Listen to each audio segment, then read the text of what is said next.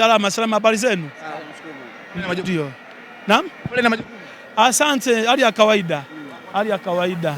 Kujua sasa kipi ambacho kimetokea hapa na nini sababu ambayo labda imepelekea mpaka sasa hivi timu kutokuingia uwanjani? Nadhani Watanzania waliokuwa kwenye uwanja huu wa Sheikh Amri Abeid wameweza kujionea wenyewe kwa macho yao, lakini kwa manufaa ya Watanzania ambao wakuwepo, tuseme tu kwamba mechi imeahirishwa. Mechi ilikuwa ichezwa kati ya TRA United dhidi ya Simba Sports Club kutoka jijini Dar es Salaam, lakini mechi hiyo imeweza kuahirishwa kutokana na mvua kubwa iliyonyesha na uwanja ukajaa maji.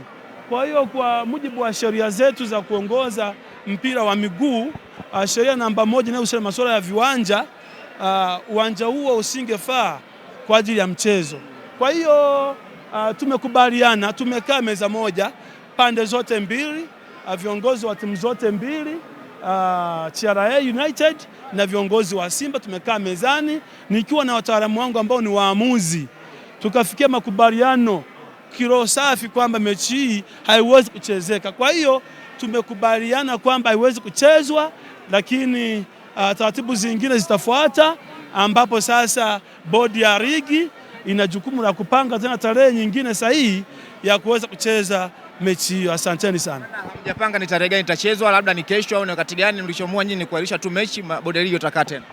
Tumeahirisha, sisi kazi yetu ilikuwa ni kuahirisha mechi, lakini wapangaji wa hizi mechi ni bodi ya ligi. Kwa hiyo watatupatia taarifa ni lini na muda gani sahihi ambapo sasa mechi hiyo itachezwa tena. Na ikumbuke ni kwa mara ya pili mechi inaahirishwa. Mara ya kwanza imeahirishwa pale Tabora, ilikuwa ni tarehe 30 mwezi wa 10 2025. Kwa hiyo imepangwa tarehe ya leo, lakini kwa sababu ambazo nimezieleza mwanzo, basi hamna namna ya kufanya, lakini muda mwafaka ukifika mechi itachezwa. Asante sana.